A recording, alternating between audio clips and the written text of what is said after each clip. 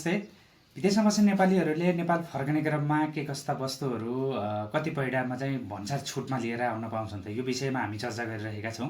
अघिल्लो भिडियोमा हामीले चाहिँ सुन, मोबाइल र टिभीको बारेमा चर्चा गरिसकेका छौँ।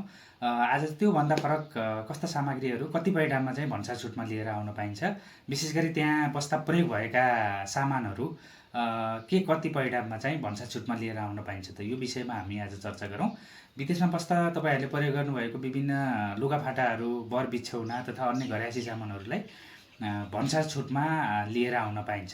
त्यस्तै गरी त्यहाँ बस्दा तपाईँले प्रयोग गर्नुभएको मोबाइल, ट्याब्लेट, त्यसपछि ल्यापटप, डेस्कटप कम्प्युटर लगायत अन्य इलेक्ट्रोनिक सामानहरू, क्यामेरा, भिडियो क्यामेराहरूलाई एक थानको हिसाबले चाहिँ भन्सार छुटमा लिएर आउन पाइन्छ। त्यस्तै गरी त्यहाँ बस्दा तपाईँले प्रयोग गर्नुभएका विभिन्न औषधिहरू हुन्छन्, ती औषधिहरूलाई पनि भन्सार छुटमा लिएर आउन पाइन्छ। तपाईँ त्यहाँ अशक्त भई सहाराको रूपमा प्रयोग गरेका विभिन्न सामग्रीहरूलाई पनि भन्सारमा आउँदाखेरि भन्सार छुटमा चाहिँ लिएर आउन पाइन्छ।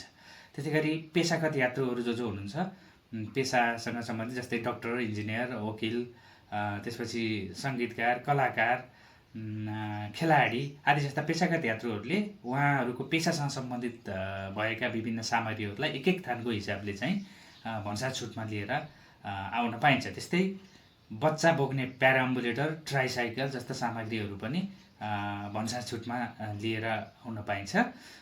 त्यस्तै खाद्य आइटमको केसमा चाहिँ जम्मा 7 केजी मात्रै खाद्य आइटम भन्सार छुटमा लिएर आउन पाइन्छ। त्यस्तै गरी मदिरा छ, मदिराको विषयमा चाहिँ जम्मा 1 लिटर अथवा 1 बोतल मात्र चाहिँ मदिरा भन्सार छुटमा लिएर आउन पाउने व्यवस्था रहेको छ। त्यसैले यो विषयमा अलिकति बुझेर जानेर अनि सामग्रीहरू लिएर आउने गर्नुहोला।